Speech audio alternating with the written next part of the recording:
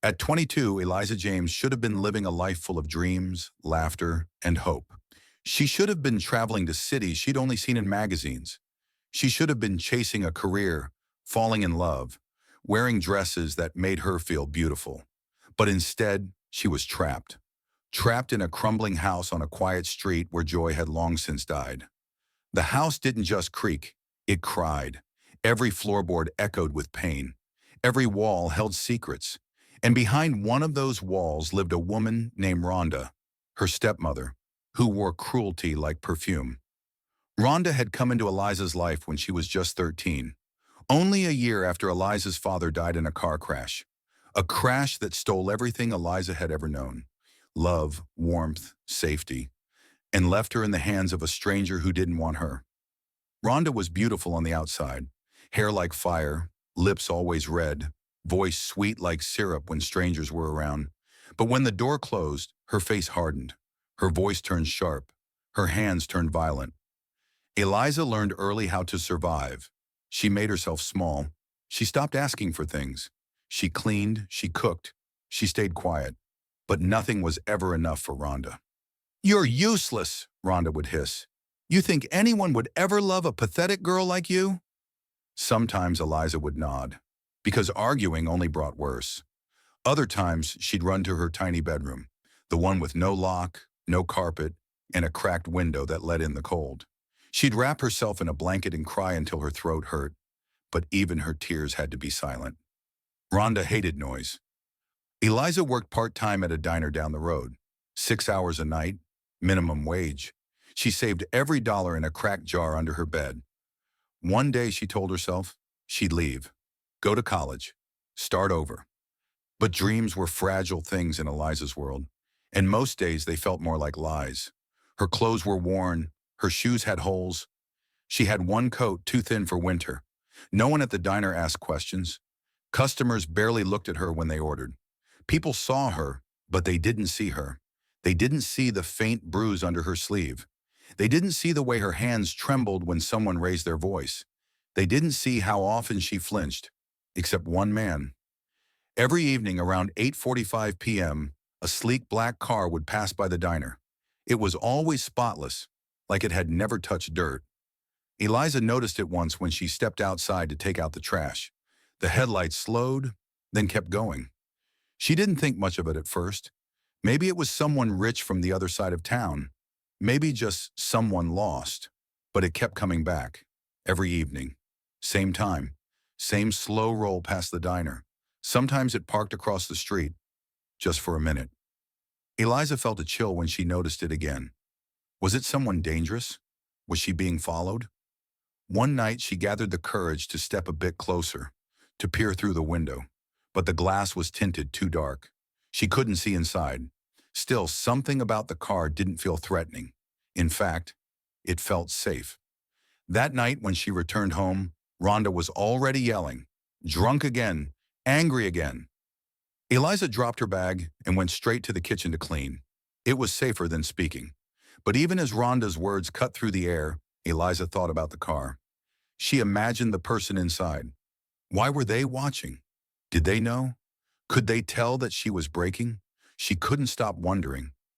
In that car, behind those dark windows, was someone watching her. Not with judgment, not with disgust, but with concern. It felt impossible. No one had cared in years, not since her father. And yet, that car kept coming. What she didn't know was that inside, a man sat in silence, fingers gripping the steering wheel, eyes never leaving her face. He had seen the way she walked, like her soul carried chains. He had seen the bruises she tried to hide. He had seen the pain buried deep in her eyes. And every night, he whispered to himself, "Not again. I won't let this one suffer." Because years ago, he'd watched someone else fade, someone he couldn't save, someone he loved. And now, watching Eliza, he felt that same ache in his chest. He didn't know her name, not yet, but he knew her pain, and he wasn't going to let it continue. Inside the diner, Eliza cleaned a table for the 5th time, just to stay busy, just to stay numb. Outside, the man in the black car watched the rain roll down his windshield. He clenched his jaw. Tomorrow, he said quietly. Tomorrow I find out who she is. And somewhere inside, Eliza felt something shift. She didn't know why, but for the first time in a long time, she went to bed feeling like maybe, just maybe, she wasn't invisible. Maybe someone was watching, not to hurt, but to help. And that thought, that tiny, trembling hope, lit a spark in the shadows behind her door. Jasper Moreau wasn't just any man. He was the name on every magazine cover, the face behind the most powerful tech company in the state. At 34, he had wealth most people couldn't even dream of. A mansion on the hill, a private jet, every luxury money could buy. But none of it filled the hole in his heart. To the world, Jasper was brilliance in a tailored suit. Sharp jawline, sharper mind, untouchable, admired, feared, respected. But behind closed doors, he was a man haunted. Years ago, Jasper had a little sister, Lena. She was only 12 when their parents died, too young to understand loss, too sweet for the world's cruelty. He had been 20 then, too young to take full custody. The court said he wasn't stable enough. He begged, pleaded, worked 2 jobs. But the system didn't care. They placed her in a foster home with perfect paperwork, smiling social workers, lies behind closed doors. Lena never smiled again. 6 months later, Jasper got the call. She was gone. Neglect, abuse, a tragedy buried under files and forgotten voices. Jasper had failed her, and the guilt never left. Since then, he made a promise to himself. If I ever see that look again, that silent scream in someone's eyes, I will not ignore it. He had money now, power, influence, but he used it quietly, donated to shelters, funded homes for young women, built apps that connected abuse survivors to help. Still, nothing could bring back Lena. Nothing could erase the memory of her final photo. Eyes empty, soul gone. And then, one rainy night, he saw her.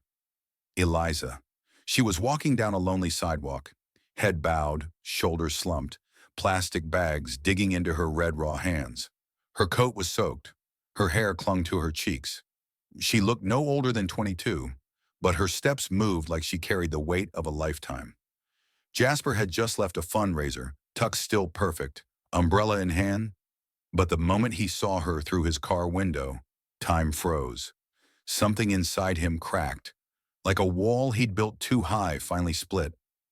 It wasn't just pity, it wasn't curiosity, it was recognition. He saw the signs, the bruises, the fear in her eyes when a stranger walked too close, the way she crossed the street to avoid loud voices. He saw Lena, not her face, but her silence, her sadness, her fight to keep going even when the world didn't care. He pulled over that night, watched her disappear into a small rotting house. The porch light flickered. The door slammed shut behind her. He sat there in the car, heart pounding. He couldn't just drive away. The next day he made a few calls. Quiet ones. He didn't want attention. Didn't want her name in any report. He reached out to a local diner owner he had helped months ago. Asked questions, paid in cash. Eliza, the owner had said, sweet girl, always on time, never complains, but something's not right with her home life. Jasper's jaw clenched. He kept digging. Within days he had everything. No mother, father dead, living with a stepmother known for drinking and gambling. Police called once, but no charges ever stuck. Eliza's life had been pain in silence. Years of it. Jasper stared at the file in his hands. A picture of her ID. She looked so young, so fragile, but her eyes, they carried storms. He sat alone that night in his study, firelight flickering across his face, file in one hand, a glass of untouched whiskey in the other. He didn't drink anymore, not since Lena. He opened a photo album he never let anyone see, flipped to the last picture of his sister, then looked back at Eliza's picture. 2 girls, same eyes, same sorrow, one he couldn't save. But the other, he still had time. The next night he returned to the diner, parked across the street, watched her through the window. She looked tired, so tired. Wiped a table twice, carried a heavy tray with a forced smile. laughed when someone made a joke, but her eyes stayed empty. He noticed the way her hands shook, not from cold, but from fear. He wanted to storm in, pull her out, wrap her in warmth, but he had to be careful, had to go slow. She had probably learned not to trust anyone, so he waited. Every night, he learned her schedule, watched her walk home in the dark, noticed how she checked behind her, crossed the road when headlights got too close. It broke him. A girl this young, this full of life, reduced to a shadow, because the world had failed her. He wouldn't be part of that failure. So he planned. The next morning he met with his lawyer, not to sue, but to prepare for guardianship if needed, to open a trust in her name, to find a therapist who specialized in trauma. He didn't just want to rescue her, he wanted to rebuild her life, piece by piece, brick by brick, with dignity, with safety, with love. Not romantic love, not yet, but the kind of love that says, you matter. You're not alone anymore. That night the rain came again, heavy, cold. The sky wept as if mourning something lost. And there she was, Eliza, walking slower than usual, carrying heavy bags, no umbrella. She slipped once, dropped a bag. Knees scraped on the pavement. Jasper opened his car door, got out, walked into the storm. But he didn't say a word. Not yet. He stood across the street, hands clenched, watching, waiting, knowing that tomorrow, everything would change, because he had made a promise. I will not let her drown in this pain. Not like Lena. Not this time. The sky opened like a wound. Rain poured in sheets, thick and endless. Thunder rolled across the hills like a drum of war. Lightning split the sky, illuminating the town in short, angry flashes. Eliza walked faster. Her coat was soaked through. Water slipped into her shoes, squishing beneath every step. Her hands clutched two plastic bags from the diner, one with leftover food, the other with detergent she bought using the last dollar in her pocket. She knew she was late. She knew Rhonda would be angry. She could already hear the yelling in her head. Where the hell have you been? Out messing around like a little tramp? You think you can come and go like you pay rent? Eliza's breath came in short gasps. The cold was nothing compared to the fear tightening around her chest. The house came into view, paint peeling, porch light blinking like it was struggling to stay alive, just like her. She hesitated, just for a second. Then she stepped inside. The door creaked open. She didn't even get both feet in before Rhonda appeared. Hair a mess, lipstick smeared, bottle in hand. You think this is a hotel? Rhonda screamed. You come waltzing in whenever you want? I had to stay late to close, Eliza said softly, avoiding eye contact. I don't care, Rhonda yelled, hurling the empty bottle across the room. It crashed into the wall beside Eliza's head, shattering into 100 sharp, glittering pieces. Eliza jumped, dropping one of the bags. The sound of glass hit the floor like thunder in her ears. You ungrateful brat! You think I like feeding you? Huh? Rhonda's face was red, her eyes wild. Before Eliza could speak, a slap landed across her cheek. Then another. The sting brought tears, but she swallowed them. She stumbled back, hand over her face. She'd felt pain before, but this was different. There was fire in Rhonda tonight. Eliza backed into the corner, heart racing. I'm sorry, she whispered, but it wasn't enough. Rhonda raised her arm again. Suddenly, the front door burst open. Rain blew in like a wave. Wind howled. And standing in the doorway was a man soaked to the bone, his coat dripping, hair plastered to his forehead, eyes filled with unspoken rage. Jasper Moreau. Eliza's breath caught in her throat. Time froze. For a moment, even Rhonda fell silent, blinking in shock. Jasper didn't speak. He didn't ask questions. He just walked in. Calm, controlled. But something fierce burned in his eyes. Rhonda screamed, Who the hell are you? Get out of my house! But he didn't even look at her. His eyes were only on Eliza. She sat on the floor, trembling, her arms wrapped around herself. A cut on her lip, rain mixing with the tears on her cheeks. He moved to her slowly, kneeling down, his voice gentle as silk. Eliza, he whispered, I've got you now. She stared at him, confused, afraid, unsure if this was real. "I'm here," he said again. "You're safe." Then, without hesitation, he slid his coat off and wrapped it around her. It smelled like cedar wood and rain. He lifted her into his arms. She gasped, holding on to his shirt instinctively. Rhonda charged forward, her voice screeching. "Put her down! She's my problem!" Jasper turned his head just slightly. His jaw clenched. "She's no one's problem," he said, voice low and dangerous. "She's a person, and I'm taking her out of this hell." Rhonda shouted curses, threatened to call the police, tried to block the door, but Jasper stepped around her like she was nothing but noise. He held Eliza like she weighed nothing, but to him she was everything in that moment. He stepped into the rain, shielding her with his coat. Lightning flashed again. Thunder cracked. But Eliza felt something strange for the first time in years. Safety. In the back of Jasper's car, she sat curled under his coat, her eyes wide, her hands trembling. She had no idea where she was going, no idea who he truly was. All she knew was he had come, he had seen her, and he had pulled her out.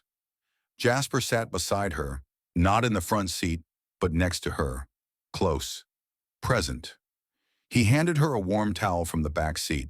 She clutched it like a lifeline, and then he took her hand, softly, carefully, like she might break. "Eliza," he said gently, "I know you're scared, and I don't expect you to trust me yet." Her lips quivered, but she didn't pull away.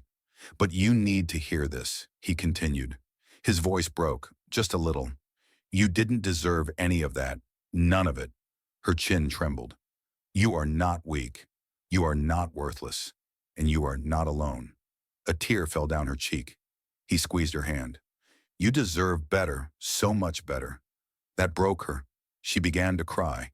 Quiet, breathless sobs that came from deep inside. Tears she had held in for years. Tears that carried every scar, every insult, every night she prayed for someone to care. Jasper didn't say anything else. He just wrapped his arms around her. And in that car, under that storm, two broken souls sat together. One learning how to breathe again, the other vowing never to let her go. He whispered just one more thing before the car pulled away from the curb. "You're safe now, and I promise this is just the beginning."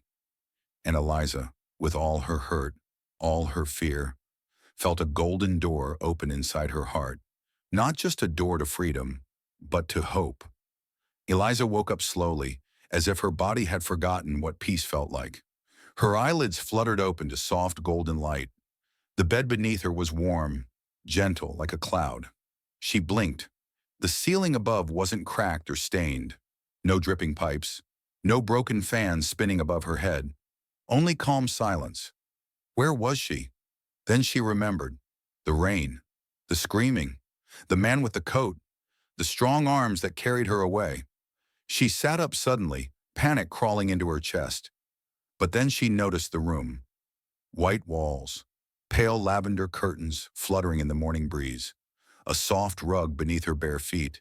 A tray of breakfast by the bedside, still warm. There was no yelling, no bottles, no fear. Only the faint smell of lavender. And safety. This wasn't a dream. This was real.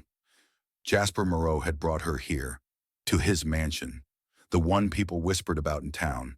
The house on the hill with iron gates and endless windows. She had seen it once from a distance. Thought it belonged to someone untouchable. Someone who wouldn't care if a girl like her vanished into pain. But now, she was inside it, wrapped in warmth, protected.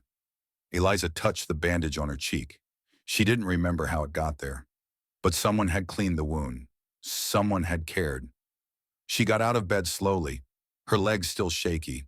The floor beneath her feet was smooth and clean. She walked to the window. Outside, the world sparkled with morning dew. Birds sang. Sunlight touched the trees gently. She hadn't felt this calm in years. Jasper didn't rush her. He didn't show up with questions or pressure. He simply let her rest. That morning, a quiet woman named Miriam came by. Older, kind eyes. She brought her soft clothes and towels. Said she was Jasper's housekeeper and also a former nurse. Everything here is yours for as long as you need, Miriam said gently. Eliza couldn't believe it. She took a long, hot shower, the first real shower in months. Steam wrapped around her like a hug.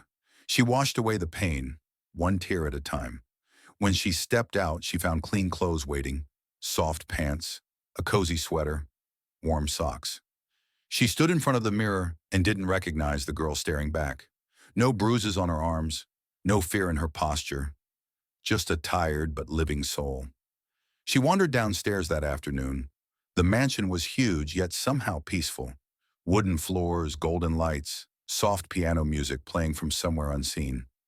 In the main hall, she saw Jasper. He stood by the window, hands in his pockets, gazing at the trees. When he heard her, he turned. His face softened. "You're awake," he said with a small smile. Eliza nodded. "You hungry?"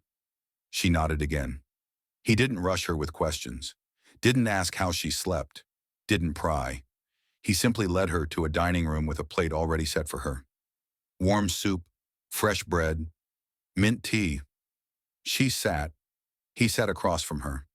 They ate in silence, not the uncomfortable kind, the safe kind. Days passed. Jasper never crossed boundaries. He gave her time. Books appeared on her nightstand. Soft music played near the fireplace. Therapists came by, but only if she wanted. He never touched her without permission, never raised his voice, never made her feel small. Every night, he left a note at her door. "Today is yours. You choose how to spend it. You are not broken. Healing takes time, and I'm not going anywhere." At first, she didn't trust it. How could she? She had learned that kindness had a price, that people gave things just to take more later. She had learned that hands could hurt, but Jasper, he simply showed up, quietly, kindly, consistently. One afternoon, she fell asleep by the library window. When she woke up, a blanket covered her. She didn't hear him come in, didn't feel him near. But she knew it was him. She began to feel something strange. Hope. One night they sat by the fireplace. The room glowed with warmth. She held a mug of cocoa in her hands. Jasper sat across from her, not too close, just near enough. She looked at him. His eyes weren't cold. They weren't empty. They were gentle and tired, like hers. She surprised herself with the question, "Why do you care?" The words hung in the air like smoke, heavy, bold, raw. Jasper didn't flinch. He didn't look away. He leaned forward slightly, voice low. "Because I see you," he said. Her breath caught. "And I know what it's like to lose someone you should have saved." Silence filled the space between them. Not awkward, but deep. She realized then, he wasn't saving her to feel like a hero. He was saving her because he couldn't save someone else. She didn't ask more. She just nodded. And for the first time she smiled. Small, but real. He smiled back. That night she went to bed with the window open. The moonlight poured in. She didn't lock the door. She didn't sleep with shoes on, ready to run. She slept, deep and dreamless. And when morning came, she didn't flinch at the sound of footsteps, because for the first time, she felt like she belonged somewhere. And even if it wasn't forever, it was enough to begin. At first, the world was quiet.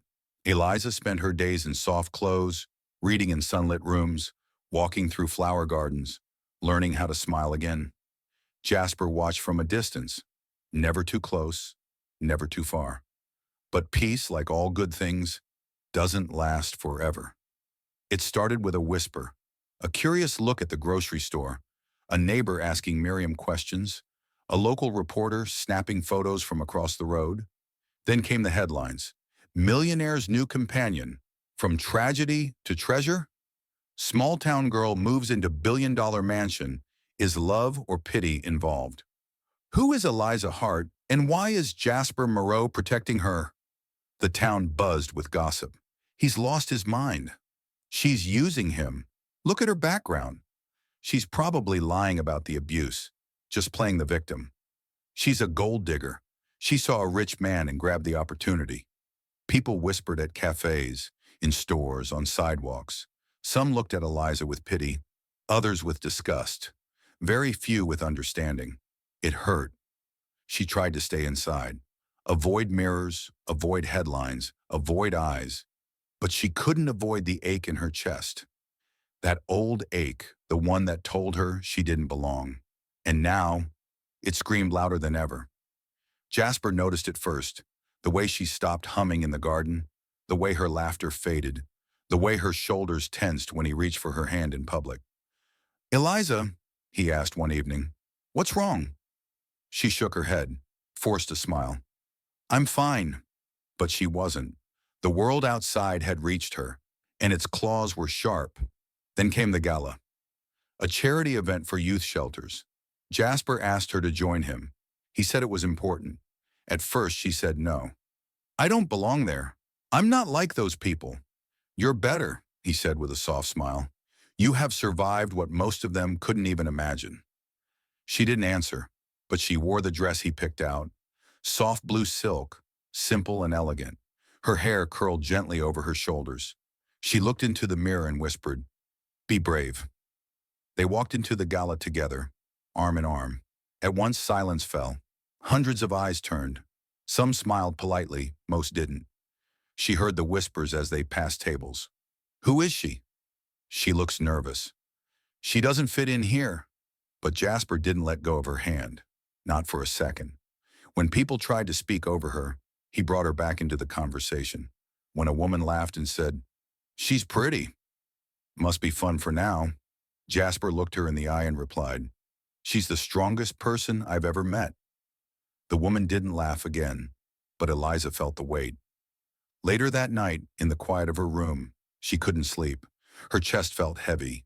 Her mind spun with cruel words. She sat up in bed, looked at the clock. 2:14 a.m. She packed a small bag, just like she had done once before. Old habits returned quickly. "Grab only what you need. Don't leave a mess. Don't say goodbye." She crept down the stairs, tears in her eyes. At the door, she paused. She didn't want to leave, but she couldn't stay, not if she was going to ruin him. She reached for the doorknob. "Where are you going?" The voice stopped her cold. She turned. Jasper stood at the base of the stairs, hair messy, wearing a t-shirt and sweats, barefoot, but his eyes wide awake, alert. She began, voice breaking. "I need to go." He stepped closer. "Why?" She looked down. "The world. They're laughing at you. At me. They'll never accept this." He didn't move for a moment. Then he took a step closer. "Eliza, I don't belong in your world," she said, tears spilling down her cheeks. "You're perfect, rich, important, and I'm broken, poor, damaged." He walked to her slowly, softly. "You're not broken," he whispered. "You're not poor in anything that matters." She shook her head, trembling. "I'm a scandal, Jasper. They'll never stop talking, and one day you'll get tired of defending me." He reached for her hand, held it gently. "Eliza, listen to me." She looked up. "I don't care what they say," he said, his voice trembling with emotion. "I've lived a life full of people who smiled to my face and stabbed my back. But you," he whispered, stepping closer, "you've shown me what courage looks like, what healing looks like, what love should look like." Her breath caught. "I didn't save you to look like a hero. I didn't pull you out so I could own you or fix you. I pulled you out because I saw you." She swallowed hard. "And I stayed," he continued, "because you saved me too." She dropped her bag. He caught her as she collapsed into him, sobbing into his chest, letting go of every fear. He held her like she was the most fragile treasure in the world. And then he said the words that changed everything. "Then let's make a world of our own." She looked up. "You're not alone anymore, Eliza," he whispered. "You're mine forever. Not because I saved you, but because we saved each other." That night, the mansion glowed with a new light, a light stronger than judgment, brighter than hate, deeper than doubt. It was love, real, raw, and unshakable. And outside, the world kept whispering. But inside, two souls finally stopped hiding. 3 years passed. The seasons had come and gone, each one gently brushing new color into Eliza's life. She had once walked with her head low, heart heavy, and soul shattered. Now she walked with purpose, with peace, with power. And today she walked across a stage, wearing a cap and gown, with a golden tassel swinging over her shoulder. Eyes bright, back straight, the applause roared through the auditorium. But Eliza didn't hear any of it.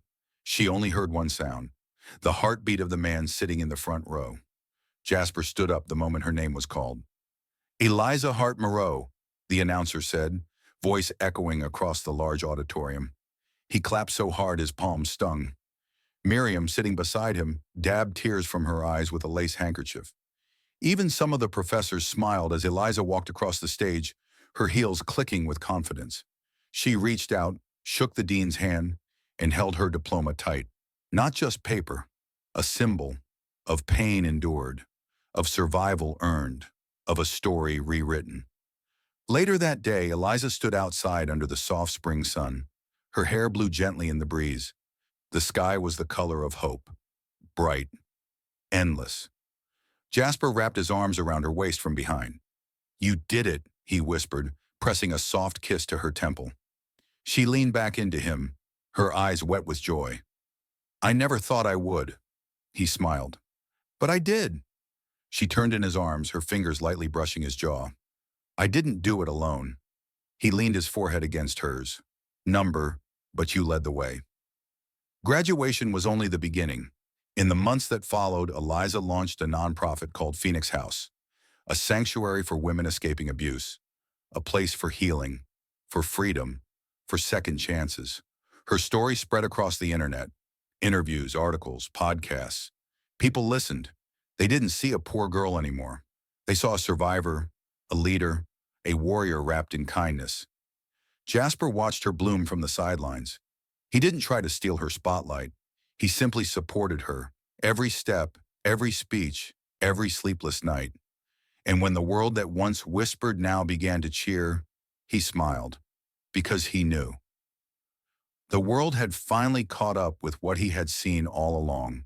Then came the wedding, not in a cathedral, not in a ballroom, but beneath the stars, in the garden behind their home, filled with soft lights, jasmine vines, and close friends.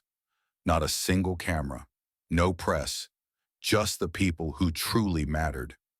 Miriam cried as Eliza walked down the aisle.